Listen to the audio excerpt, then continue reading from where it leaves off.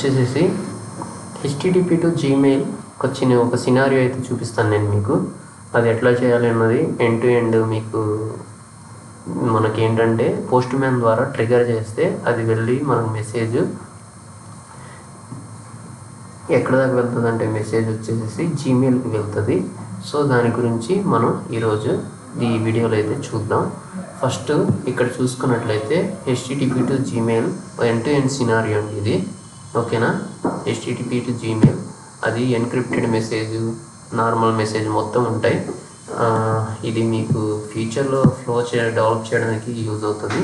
ఇది ముందుగానే చూస్తున్నాను అనుకోవాలండి. ఇది ఎందుకంటే మన దగ్గర ఆల్రెడీ రెడీ చేసిన ఫ్లో ఉంది. సో అదేంటంటే ఇంకా డిలీట్ అయిపోతుంది. చూడంగానే మీరు భయపడిపోవాలండి. ఇదేం పెద్ద రాకెట్ సైన్స్ ఏం కాదు, సింపుల్గానే ఉంటుంది. సింపుల్గానే ఎక్స్ప్లెయిన్ చేస్తాను, ఓకేనా. 1 by 1 ప్యాలెట్ ఆప్షన్స్ అయితే మీకు ఎక్స్ప్లెయిన్ చేసిన తర్వాత చేద్దాం అనుకున్నా. ఇది నేను ఇప్పుడు నేను పెడుతున్నాను కదా. ఇప్పుడు నేను మీకు చదువుతున్న టైంలో ఇటు డేట్ చూసుకున్నట్లయితే 26 month 2025.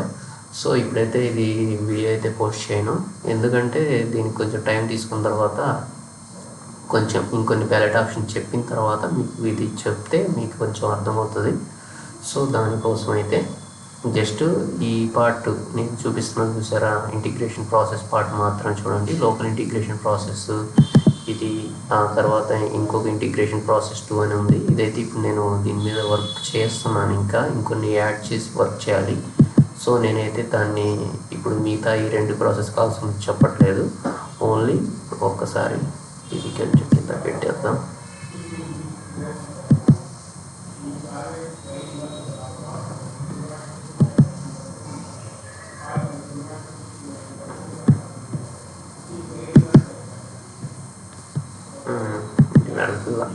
సరే ఇది వదిలేసేయండి. ఎండ్ టు ఎండ్ సినారియో ఇది తిరిగి అకౌంట్ ఎక్స్పైర్ అయ్యి వస్తుంది. సో దానివలన ఇంకా 0 days ఉంది. ఇది ఫ్లో వెళ్ళిపోద్ది కదా, మళ్ళీ తర్వాత మళ్ళీ ఇట్లా డెవలప్ చేసి చూపించాలంటే కుదరదో. అందువలన ఈ ఫ్లో నేను ఓన్గా ఖాళీగా ఉన్నాం కదా అంటే టైంలో చేసిన ఫ్లో. ముందుగా చూసుకున్నట్లయితే మనకి హెచ్టిటిపిఎస్ అడాప్టర్ని యూజ్ చేయడం జరిగింది. ఇక్కడ సెంటర్ పోర్ట్ టు హెచ్టిటిపి అడాప్టర్ని యూజ్ చేసి స్టార్ట్ పోర్ట్కి కనెక్ట్ చేయడం జరిగింది. దీని కాన్ఫిగరేషన్ మీకు తెలిసిందే, జస్ట్ దీన్ని డ్రాగ్ చేస్తున్నా. దీని కాన్ఫిగరేషన్ అంటూ పెద్దగా ఏమి ఉండదు, జస్ట్ దీన్ని నేమ్ ఇస్తే సరిపోద్ది సెంటర్ సైడ్. ఓకే, కాన్ఫిగరేషన్ ఇదిగోండి, జస్ట్ నేమ్ ఇచ్చిన, ఓకేనా. ఆ తర్వాత నెక్స్ట్ వచ్చేసి ఇక్కడ నుంచి మనకి స్టార్ట్ మెసేజ్ ద్వారా ఇది కొంచెం పైకంట, ఇదిగోండి ఇది స్టార్ట్ మెసేజ్లో మనం ఇచ్చిన డేటా అన్నది ఇక్కడికి వస్తుంది. ఇక్కడ నుంచి నెక్స్ట్ వచ్చేసి start message after you can check XML to JSON. ఇక్కడ ఏమవుతుందంటే మనం XML డేటాని ఇస్తే అది JSONకి కన్వర్ట్ చేయడం జరుగుతుంది. So after the JSON code వచ్చిన తర్వాత JSON కోడ్ అన్నది మళ్ళీ ఇక్కడ మీరు చూసినట్లయితే మళ్ళీ XMLకి కన్వర్ట్ చేయడం జరుగుతుంది. వచ్చిన డేటానే మళ్ళీ 2 సార్లు కన్వర్ట్ చేయడం జరుగుతుంది. మనకి టోటల్గా 3 languages మాత్రమే మనకి CPA అన్నది సపోర్ట్ చేస్తుంది, రీడ్ అండ్ రైట్ చేయగలదు. అది వచ్చేసేసి ఒకటి JSON, 2 XML.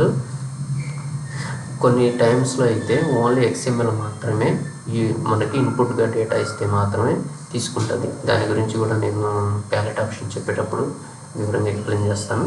ఇక ఇప్పుడు చూసుకున్నట్లయితే JSON అని చూసారు, JSON నుండి XML కన్వర్ట్ అయింది. మళ్ళీ XML మోడిఫైయర్ అనేది ఎందుకు యూజ్ చేయడం జరిగిందంటే మనకి కొన్ని XMLకి సంబంధించిన ప్రీడిఫైన్డ్ ట్యాగ్స్ లాగా వస్తాయి, వాటిని రిమూవ్ చేయడం కోసం నేను దీన్ని అయితే యూజ్ చేయడం జరిగింది.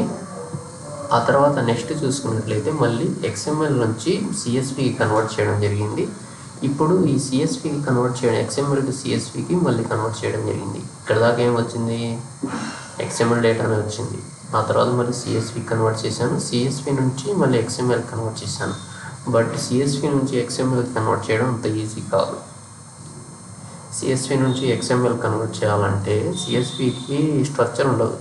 స్ట్రక్చర్ లేకుండా నార్మల్గా కామా సపరేటెడ్ డేటా అన్నది ఇస్తుంది. దానికి మళ్ళీ స్ట్రక్చర్ రెడీ చేసి స్ట్రక్చర్ దాంట్లో అప్లోడ్ చేసిన తర్వాత దీన్ని XML కన్వర్ట్ చేయడం జరుగుతుంది. దాని తర్వాత జనరల్ స్ప్లిట్టర్ వాడడం జరిగింది. జనరల్ స్ప్లిట్టర్ అనేది ఎందుకు వాడడం జరిగిందంటే వచ్చిన డేటాని స్ప్లిట్ చేయడం కోసం, చిన్న చిన్న పీసెస్ లాగా స్ప్లిట్ చేయడం కోసం అయితే యూస్ చేయడం జరిగింది. ఇక్కడ మీరు చూడొచ్చు జనరల్ స్ప్లిట్టర్. ఇదిగోండి కాలేజు ఆ తర్వాత డిపార్ట్మెంట్, స్టూడెంట్, దీనికి సంబంధించిన డేటా చూపిస్తా చూడండి. ఎక్కడుంది? ఎక్కడుందా? ఎస్, HTTP ఇదే. ఇందులో బాడీలో డేటా ఉంటుంది, చూపిస్తున్నాను కొంచెం కిందకంట. ఇదిగోండి ఈ విధంగా డేటా ఉంది. ఎక్స్పాత్ ఏ విధంగా చేయడం జరిగిందన్న దాన్ని గురించి చూసుకున్నట్లయితే ఇదిగోండి జనరల్ స్ప్లిట్టర్లో కాలేజు, డిపార్ట్మెంట్, స్టూడెంట్, ఇక్కడ ఎంతమంది స్టూడెంట్స్ ఉంటే అన్ని ముక్కలుగా, అంటే మొత్తం 3 స్టూడెంట్స్ ఉన్నారు, 3 పీసెస్ లాగా కట్ చేసి పంపిస్తుంది జనరల్ స్ప్లిట్టర్. ఓకేనా? అంటే త్రీ టైమ్స్ అదేంటంటే కట్ చేసుకుంటూ మనకు డేటా స్ప్లిట్ చేసుకుంటూ పంపించడం జరుగుతుంది. ఓకేనా? ఆ తర్వాత నెక్స్ట్ వచ్చేసి ప్యారలల్ మల్టీకాస్ట్ అంటే ఏంటో మీకు ఐడియా ఉంటే ఉంటుంది. అంటే ప్యాలెట్ ఆప్షన్ చెప్పిన తర్వాత నేను వీడియో అప్లోడ్ చేయడం జరిగితే, ప్యారలల్ మల్టీకాస్ట్ అంటే ఏంటంటే ఒక ఇన్కమింగ్ పేలోడ్ని సేమ్ టైం మల్టిపుల్ బ్రాంచెస్కి డేటా ట్రాన్స్ఫర్ చేయడానికి simultaneously we can send a data parallelly we can send a data multiple branches same time. మనకి ప్యారలల్ మల్టీకాస్ట్ ఏం చేస్తుందంటే ఇక్కడ 3 బ్రాంచెస్ ఉన్నాయి, 1 2 3. ఇదిగోండి 1 2 3 ఎండ్ పాయింట్స్ ఎన్ని ఉన్నాయి? 3 ఉన్నాయి అనుకోండి, లేదు 4 ఉన్నాయి అనుకోండి. 4కి at a time same time మనకి ఈ డేటా అన్నది పింగ్ చేస్తుంది, సేమ్ మెసేజ్ సేమ్ టైం. ఓకేనా? ఇక్కడ మొత్తానికి ఒకేసారి ఆ మెసేజ్ని సెండ్ చేస్తుంది. కాకపోతే ఇక్కడ బేస్ 64 ఎన్కోడర్ అనేది వాడడం జరిగింది. బేస్ 64 ఎన్కోడర్ ఏం చేస్తుందంటే వచ్చిన డేటాని ఎన్క్రిప్ట్ చేస్తుంది. దాన్ని డీకోడర్ ద్వారా మళ్ళీ మనం డీకోడ్ చేసుకోవాల్సి ఉంటుంది. ఎన్క్రిప్టెడ్ డేటా అంటే ఏంటంటే రీడబుల్ ఫార్మాట్ నుంచి నాన్ రీడబుల్ ఫార్మాట్కి చేంజ్ అవుతుంది. మళ్ళీ నాన్ రీడబుల్ ఫార్మాట్ నుంచి రీడబుల్ ఫార్మాట్కి కన్వర్ట్ చేయాలంటే డీక్రిప్టర్ని వాడతాం. ఆ తర్వాత ఇది ఎండ్ మెసేజ్ మెయిల్కి, రిసీవర్కి సెండ్ చేయడం జరుగుతుంది. ఆ తర్వాత నెక్స్ట్ చూసుకున్నట్లయితే ఇదిగోండి ఇది జస్ట్ ఎన్క్రిప్టెడ్ డేటా మాత్రం సెండ్ చేయడం జరుగుతుంది. ఓకేనా? ఇప్పుడు నేను ఈ డేటా అన్నది ఇది ఎట్లా సెండ్ అవుతుంది, ఎట్లా మెయిల్కి రిసీవ్ అవుతుంది అన్న డేటా దాని గురించి చూపిస్తాను. మొత్తం మనకు 4 అయితే సెట్ చేయడం జరిగింది. కాకపోతే నేను ఈ అవుట్లుక్కి సంబంధించిన మెయిల్ ఐడికి కూడా పంపించడానికి చూస్తున్నాను. అదేదో మెయిల్ డిఫెక్ట్ ఉన్నట్టుంది, అవుట్లుక్ నుంచి అయితే మెసేజ్ వెళ్ళాలా. మీరు ఏమైనా ట్రై చేస్తే కింద కామెంట్లో చెప్పండి. దాంతోపాటు ట్రై చేసినటువంటి సినారియో ఎట్లా చేశారు ఏంటన్నది కొంచెం ఎక్స్ప్లెయిన్ చేయడానికి ట్రై చేయండి కామెంట్లో, అది వేరే వాళ్ళకి కూడా యూజ్ అవుతుంది. ఓకే, నెక్స్ట్ వచ్చేసి చూసుకున్నట్లయితే ఇది కంటెంట్ మోడిఫైర్ చూసుకున్నట్లయితే ఇది మనకి ఎక్సెప్షన్స్ ఆఫ్ ప్రాసెస్ అన్నది పెట్టడం జరిగింది. ఈ ఫ్లోలో ఎక్కడన్నా మనకి ఎర్రర్ అన్నది రావడం జరిగినట్లయితే ఆ టైంలో మనకేంటంటే ఎక్సెప్షన్స్ ఆఫ్ ప్రాసెస్ అన్నది ఏం చేస్తుందంటే ఆ ఎర్రర్ని క్యాప్చర్ చేసి మనకి మెయిల్ ఐడికి మెయిల్ పంపించడం జరుగుతుంది. దానికి కూడా మెయిల్ ఐడి అయితే కాన్ఫిగర్ చేయడం జరిగింది. 1 by 1 కాన్ఫిగరేషన్ చూసుకుంటూ వద్దాం. ఈ విధంగా మనకి ఫ్లో అయితే వర్క్ అవుతుంది. ఇప్పుడు ఇక్కడ నుంచి మనకి XML డేటా వస్తుంది. ఓకే, నేను ఒకసారి పేలోడ్ ఇస్తాను. దీనికి పేలోడ్ ఇచ్చి ఇక్కడ పెట్టేసేసి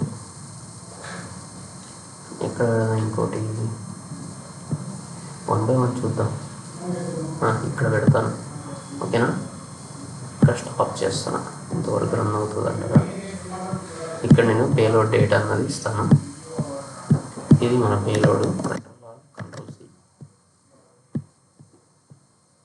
కంట్రోల్-V. ఓకే, ఇక్కడ సిమ్యులేషన్ స్టార్ట్ చేస్తాను.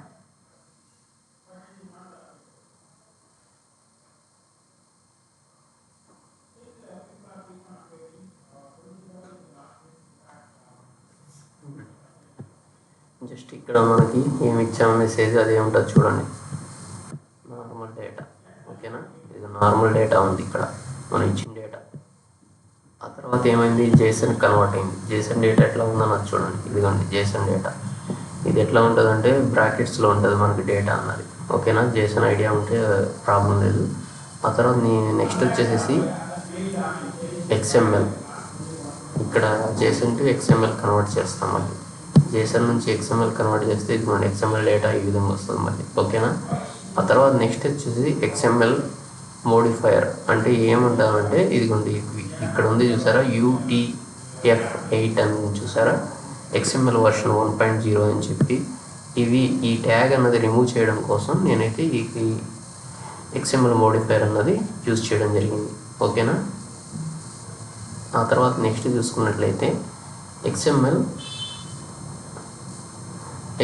నుంచి CSVకి కన్వర్ట్ చేయడం జరిగింది. ఇదిగోండి నెక్స్ట్ వచ్చేసి ఇక్కడికి ఏమొచ్చింది, ఆ రిమూవ్ అయినది వస్తుంది చూడండి. ఇక్కడ రిమూవ్ అయిన తర్వాత జస్ట్ మన డేటా అంతవరకు వచ్చింది. ఓకే, యాస్టీజ్ XML డేటా వచ్చింది. ఇక్కడ ఏదైతే ఇచ్చామో అది ఇక్కడికి వచ్చింది. ఆ తర్వాత నెక్స్ట్ చూసుకున్నట్లయితే ఇదిగోండి ఇక్కడ బాడీలో చూసినట్లయితే CSV డేటా వచ్చింది, comma separated data, comma separated value అంటారు. ఇదిగోండి ఈ విధంగా కామా సపరేటెడ్ వాల్యూ అయితే రావడం జరిగింది. ఆ నెక్స్ట్ చూసుకున్నట్లయితే ఇక్కడ నుంచి CSV నుంచి XML కన్వర్ట్ చేయాలి. మళ్ళీ CSV నుంచి XML కన్వర్ట్ చేయాలి. ఇక్కడ మీరు చూసినట్లయితే CSV నుంచి XMLకి మళ్ళీ కన్వర్ట్ అయ్యింది.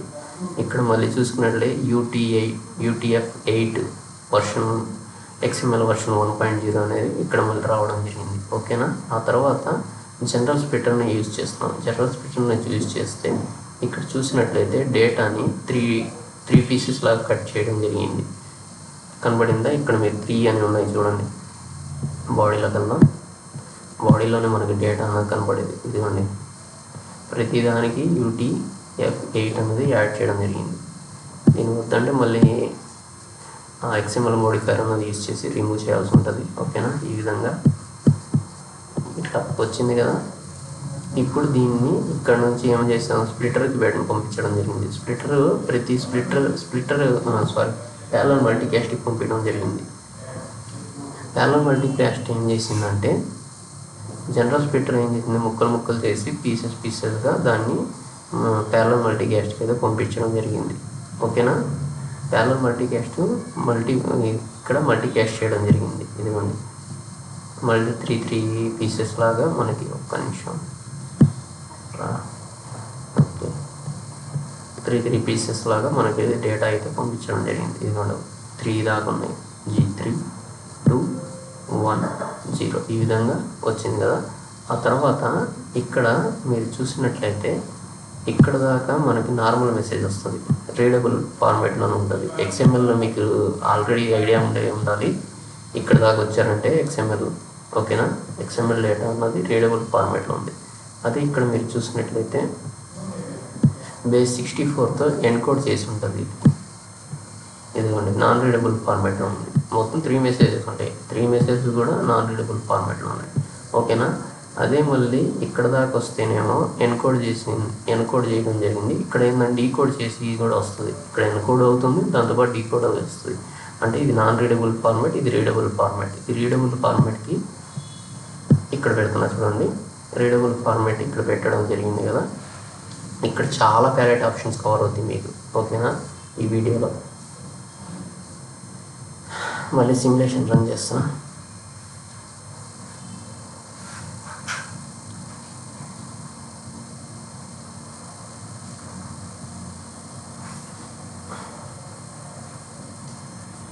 ఇదిగోండి ఇక్కడ చూస్తే ఒక్కోసారి క్లిక్ అవుతుంది. ఇక్కడ చూసినట్లయితే ఇదిగోండి ఇది చూసారు కదా నాన్ రీడబుల్ ఫార్మాట్. ఇక్కడ ఈ మెసేజ్ చూసినట్లయితే ఏంటి మెసేజ్ క్లిక్ అవ్వాలి. ఓకే క్లిక్ అయింది. ఇదిగోండి ఇది రీడబుల్ ఫార్మాట్కి మారింది. ఈ విధంగా బేస్ 64 ఎన్కోడర్ డీకోడర్ని వాడతాం. ఇక ఎక్సెప్షన్ అంటే ఇక ఎర్రర్ ఏదైనా వస్తే ఆ టైంలో మెయిల్ పంపించడానికి. ఇక మెయిల్ అడాప్టర్ని ఎట్లా కనెక్ట్ చేయాలి అన్న దాని గురించి ఒకసారి చూపిస్తున్నా చూడండి. మెయిల్ అడాప్టర్ మీ జీమెయిల్ త్రూ మెయిల్ చేయాలంటే మీకు యాప్ పాస్వర్డ్ అని కావాల్సి వస్తుంది. అంతకన్నా ముందు చూసుకున్నట్లయితే కనెక్షన్స్ జనరల్ మీరు నేమ్ మెయిల్ ఐడి దేనికి సంబంధించి ఏంటన్న నేమ్ ఇచ్చుకోండి ఇక్కడ.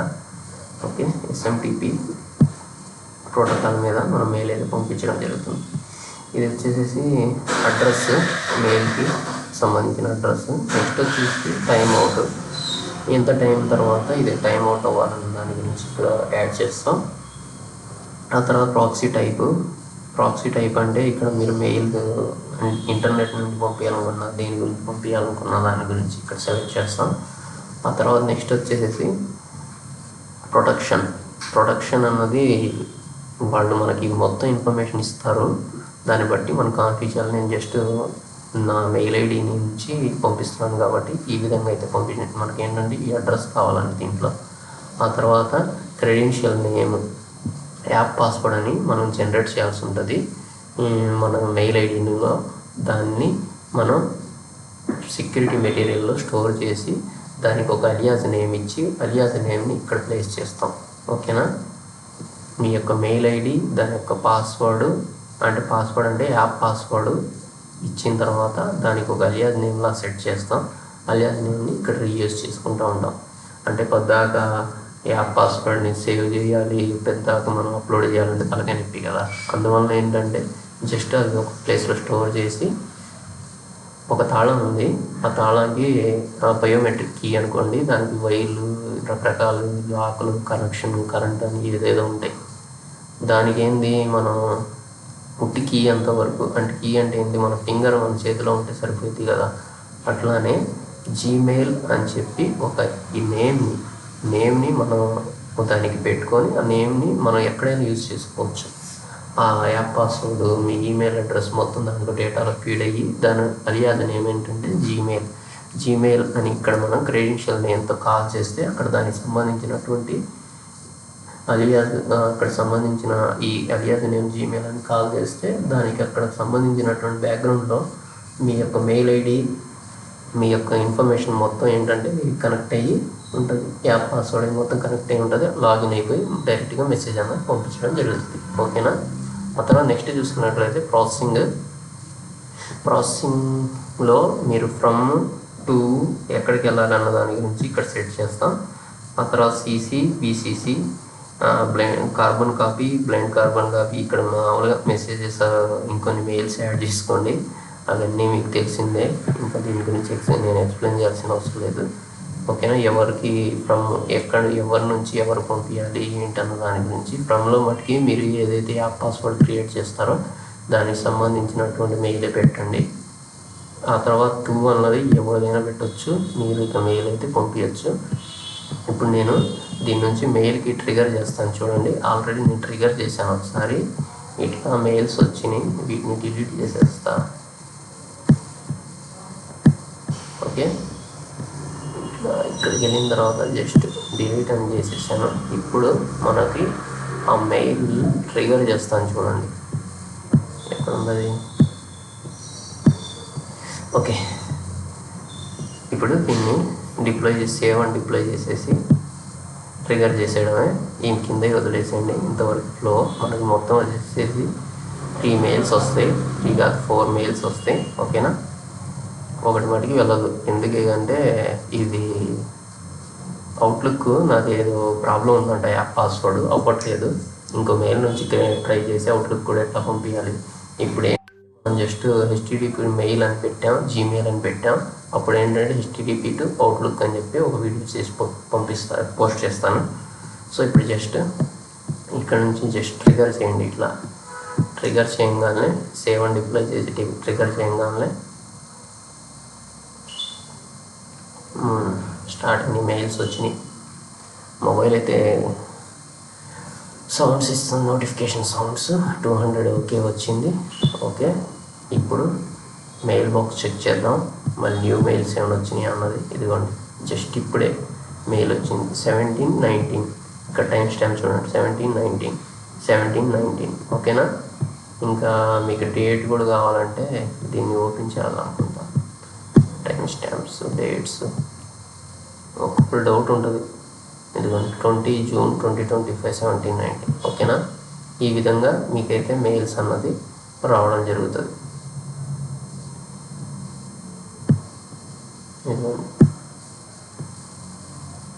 ఇది ఈ రెండు XML డేటానే, ఫస్ట్ది కూడా XML డేటానే, కాకపోతే ఎన్క్రిప్టెడ్ డేటా కావాలి కదా మీకు. ఇదిగోండి ఇది XML డేటానే.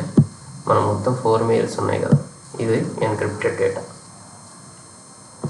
ఈ విధంగా మీకైతే మెయిల్కి లింక్ చేసుకొని ఈ విధంగా అయితే పంపించచ్చు. ఓకే, ఇంకేమైనా డౌట్స్ ఉంటే కామెంట్ చేయండి. దీని గురించి ఇట్లాంటి ఫ్లో మీరు కూడా రెడీ చేసి నాకు షేర్ చేయొచ్చు. అంటే ఇక నాతో మీరు కమ్యూనికేట్ అవ్వాలంటే నా ఇన్స్టాగ్రామ్ది ఉంది కదా ఆల్రెడీ, మన వెబ్సైట్ ఉంది, వెబ్సైట్లో కూడా ఉంది. మీరు మెయిల్ ఐడి ద్వారా కూడా నాతో పాటు కాంటాక్ట్ అవ్వచ్చు. ఇంకేం డౌట్స్ ఉంటే మెయిల్ ఐడి, లేకపోతే మన వాట్సాప్లో లేదు, వాట్సాప్ నెంబర్ అయితే ప్రజెంట్ లేదు. నార్మల్గా మెయిల్ ఐడి ఒకటి ఉంది, దాంతోపాటు ఇంకోటి వచ్చేసి ఇన్స్టాగ్రామ్ పేలో నాకైతే మీరు ఏదన్నా పింక్ చేయండి, మెసేజ్ చేయాలనుకున్నట్లయితే. డౌట్స్ ఉంటే కామెంట్ చేయండి guys. Thank you for the watching. ఇంకా దాంతోపాటు ఇట్లాంటి మరిన్ని సినారియోస్ కోసం compulsory like, share and subscribe చేసుకోవడం మటుకు మర్చిపోకండి. వీలైతే మీ ఫ్రెండ్స్ షేర్ చేయండి ఎవరు నేర్చుకోవాలనుకుంటున్నట్లయితే. Thank you for the watching. Next వీడియోలో మళ్ళీ కలుద్దాం.